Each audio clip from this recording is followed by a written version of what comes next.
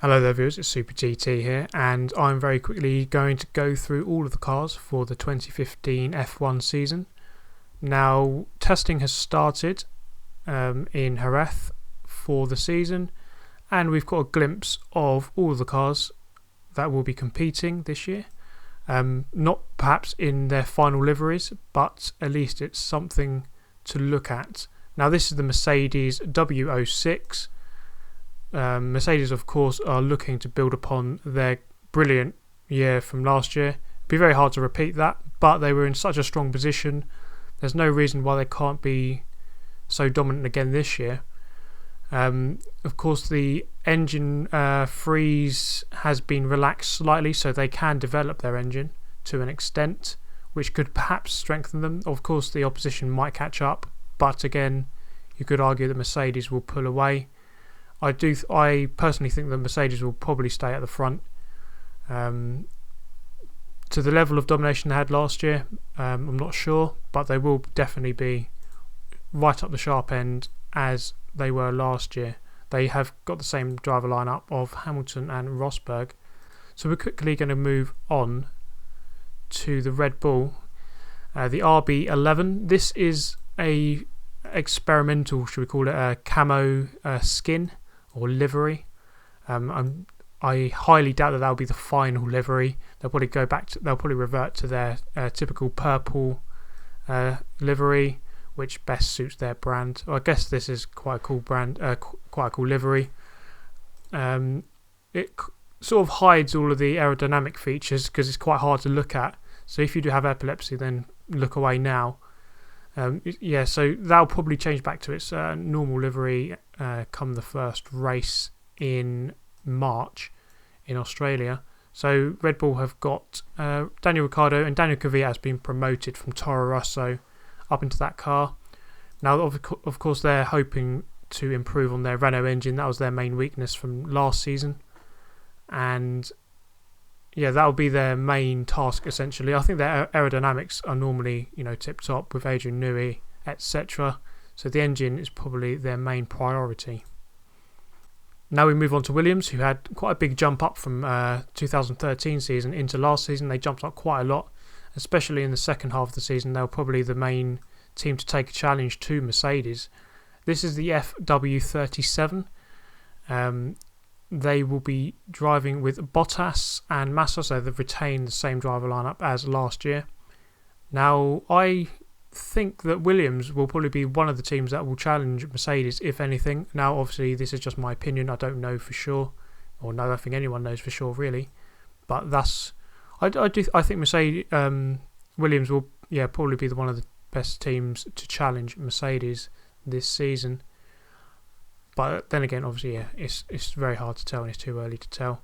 They have carried over a sponsor, it looks like, the Rexona one from Lotus, it seems. And they have kept their Martini livery. I do like that Martini livery, it looks very nice and tidy. And I do hope that this team has another good season because they do deserve it. It's good to see Williams up the front. Now for Ferrari, so big change at Ferrari, of course, with Alonso departing and Sebastian Vettel coming in. That's a very big change on the grid for Ferrari and, well, just for Formula 1 in general. So this is the SF15T. Ferrari have been very disappointing in the last few years. They're going to look to improve their car massively this year. They really do have to make a big step up, or make a big step forward this season in progress. They were really quite lacking last year. They didn't win a race. It was very disappointing to see that, I suppose. I would like to see Ferrari up the front. And, well, it's very hard to say if they will be because they were quite disappointing last year. They've had a bit of a shuffle with personnel. So you never know. You never know what happens. It got a new driver as well. I'm not sure that this will be a short-term thing with Vettel coming in. I think it'll take a few years for them to come to the front, like the very front again. Obviously, everyone's been comparing Vettel's arrival at Ferrari with Michael Schumacher's arrival at Ferrari. Now, that didn't work out instantly, not in the first year anyway.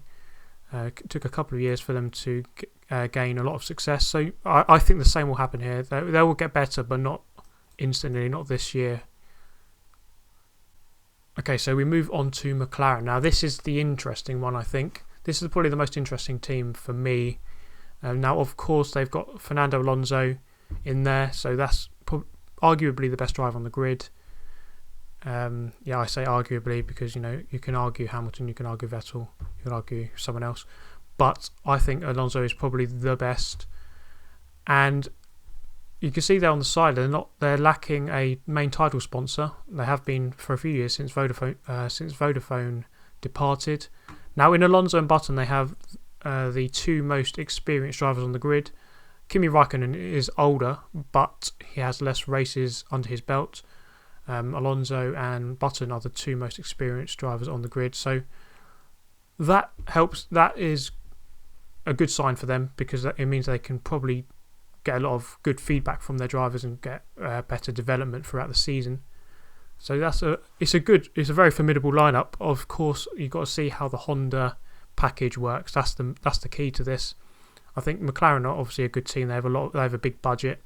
They can make good cars, but will Honda work? That's the big question. Will it work straight away? I'm not totally sure.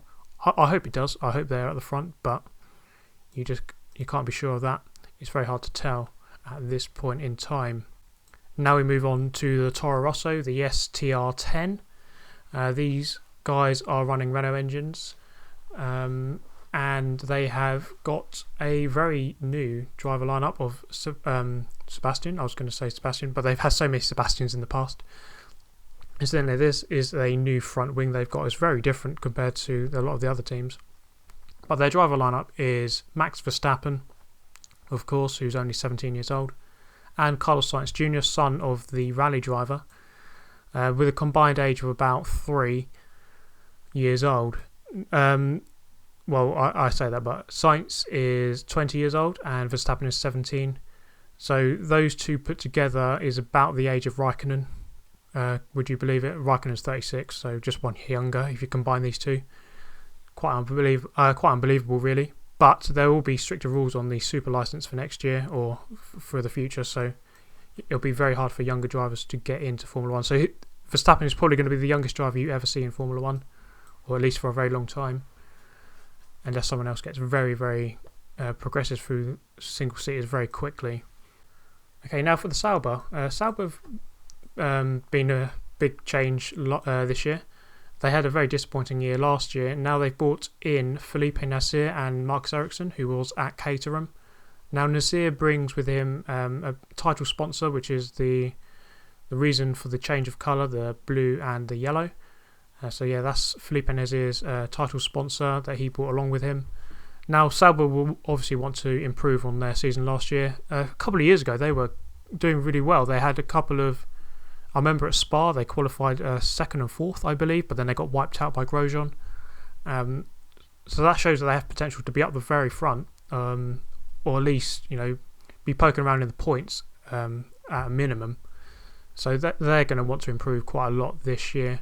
Incidentally, this car is called the C34 and they're running a Ferrari engine.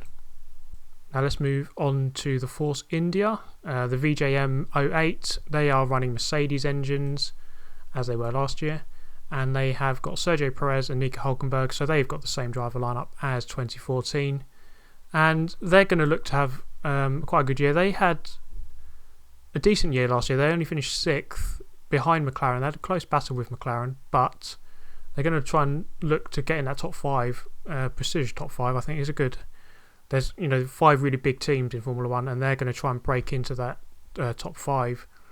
They got a good. I think they've got a very solid driver lineup. Sergio Perez good on the tyres, and he can spring a podium. He's finished on the podium twice last year.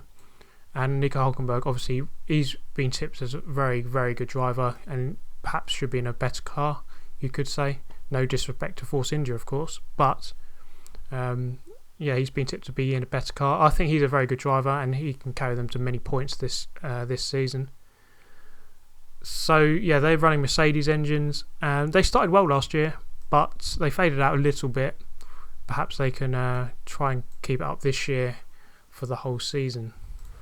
And now we have the Lotus E23. Now, Lotus have made the switch from Renault engines to Mercedes because McLaren has swapped to Honda, so that leaves a space because you can only have 5 manufacturers within an engine. An engine supplier can only supply engines to 5 teams, so McLaren moving on to Honda freed up a space for Lotus. And here you have their car, which is the E23. Now they are keeping Grosjean and Maldonado, so no change there. Maldonado, of course, brings a big budget, which always helps. Lotus sort of had a very, very bad year last season, or quite frankly, a terrible year. They very rarely got on the points. I don't think Maldonado got on the points. Grosjean did a few times. I think it was only twice. And yeah, that's quite frankly, very bad by their standards, because in 2012 and 13 they won a race in both of those seasons. Their front wing is going to be a bit different. They've done away with the twin tusk system, and of course there have been new rules, so they have to adapt to the new rules, and they've got sort of a flat front wing now, which looks a bit nicer. Lotus' season last year, it was summed up by really in Abu Dhabi when Maldonado's car caught fire, and all the engineers, I found it quite funny, they were all laughing in the pit lane. It's like they just knew it was a bad year. They're at the last race, they thought, yeah, whatever, his car's on fire. That entertained me quite a lot. I thought that was quite funny. Now, so that covers all the teams we know of that are definitely racing. Marussia and Caterham, we haven't really had confirmation that they're going to be racing. I think they're still trying to strike deals for this season. It's very hard to tell what's going to happen with those two teams. It looks like odds are against them. Marussia obviously had a big sale with their factory and stuff like that. So I think it looks like that Haas F1 team, the American team, look to be buying a lot of their stuff, but won't be starting this year, maybe next year. I'm not sure exactly. Caterham, again, probably trying to salvage some sort of deal, but again, it's hard to say exactly where that's going to go. I would imagine that they won't be racing this year. Now, before I leave you, I was going to leave you with a picture of Jules Bianchi. So obviously, he had a very bad accident in Suzuka last year, and we hope that he can recover very soon. Now, I hope you've enjoyed the video, guys, and I shall see you next time. Thank you for watching.